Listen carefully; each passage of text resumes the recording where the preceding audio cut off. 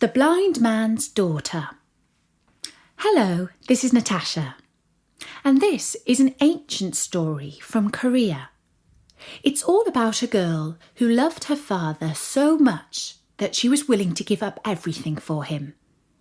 But Bertie says don't worry, it all ends happily. It's called The Blind Man's Daughter.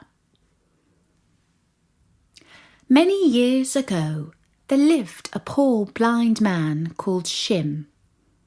He and his wife were childless, and never a day went past when the couple did not pray to the spirits for the blessing of a child. It was only after many years that their prayers were granted, and Shim's wife gave birth to a beautiful daughter whom they named c10. But sadly, the mother died soon after giving birth, and poor blind Shim was left to bring up the child alone and as best he could. The years went by, and c10 grew into a beautiful young woman, devoted to her father. One day, old man Shim was walking out alone when he fell into a deep ditch that brought water to the fields. Every time he tried to scramble out, he slid back again into the mud. He had started to think that he would die in that ditch, and he was bemoaning his fate when he heard a voice speak to him from above. "Old man," said the voice, "we have heard you complain many times about your blindness. If you will give 300 sacks of rice to the temple as an offering to Lord Buddha, then we monks will pray for you to be able to see once again." The old man cried out, "Good monks, only save me now and return me safely to my daughter, and I will gladly offer you whatever you ask to give to Lord Buddha." And no sooner had he spoken than he felt gentle but firm hands lift him up and out of the ditch. To the blind old man, it seemed that those hands had reached down from heaven itself. Shim was so grateful for his rescue that he thanked the monks again and again and swore that he would bring the 300 sacks of rice to the temple. It was not until later, when he was already home and dry, that he realised that he had no chance of keeping his promise to the monks. "Oh, c10," he said to his daughter, "what shall I do? We are so poor that I could not offer 3 bowls of rice, let alone 300 sacks. Now what a terrible fate will befall us, for I have offended Lord Buddha himself." And father and daughter both began to weep, for neither of them could think of any way to pay their debt to the temple. That night, as c10 lay awake, unable to sleep, her mother appeared to her and said, "Go down to the harbour tomorrow. There you will find a merchant looking for a young girl. Go with him, and he will provide the 300 sacks of rice." And it so happened that the dragon king of the East Sea was angry with a rich merchant, and he had sent storms to sink the merchant's ships on the way to China.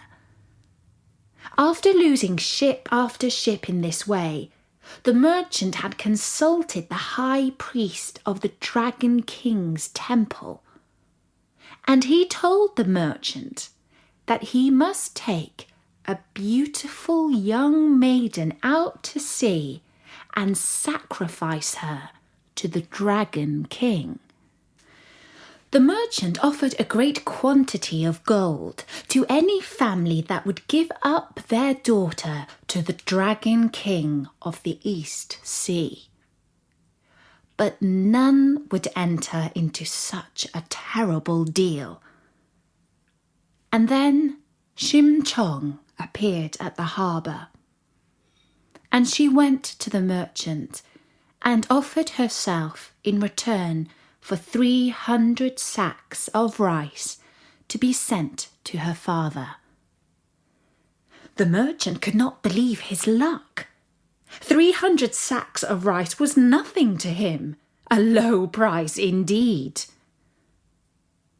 But although the merchant kept his promise, and although the monks did indeed pray for the return of old man Shim's sight, nothing happened. And now not only was he poor and blind, but he had lost his daughter too, and he was utterly alone. c10 boarded the merchant's ship, and the ship put out to sea. At first the waters were calm, and then the Dragon King began to thrash his tail, and the waves started to toss the ship to and fro. The merchant told c10 to put on her bright-coloured wedding dress, and then he brought her out of the hold and up onto the deck. c10 quietly said a prayer, and then leapt over the side of the ship and into the waves. As soon as she had disappeared, the violent sea grew calm again. The sailors wept, because they had never seen a girl at once so beautiful and so brave. c10 sank deeper and deeper into the icy cold sea. And when she opened her eyes, she was surrounded by bright fish of every colour and shape, and they led her to the palace of the Dragon King of the East Sea. And there she lived, happily at first, but it was not long before she began to miss her father deeply. And she began to look sad, and sometimes there were tears in her eyes. At last, the Dragon King could no longer bear to see the lonely girl looking so sad. Her devotion to her father touched his heart, and as a reward for her goodness, he sent her back to the world above. Only first, he transformed her into a lotus flower. A fisherman found the giant lotus blossom in the mouth of the river, and he was so overcome by its beauty that he decided to make it a gift to the king of the land above. His queen had recently died, and he was in deep mourning. When he saw the flower, his eyes lit up in wonder. He thanked the fisherman with gold and set the flower up in his room. And every time he felt sad, he stood and looked at it, admiring its beauty. What he did not know was that each night, when the palace was asleep, c10 would come out of the blossom and walk through the many beautiful chambers and halls.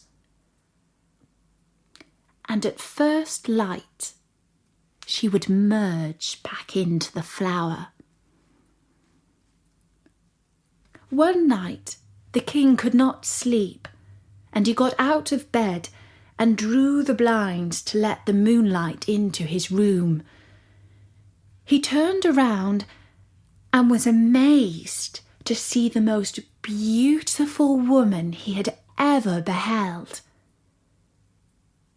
"Who are you?" he said. "Are you a spirit?" The girl tried to merge back into the lotus blossom, but it had vanished. She could not say who she was, for surely the king would not believe her story.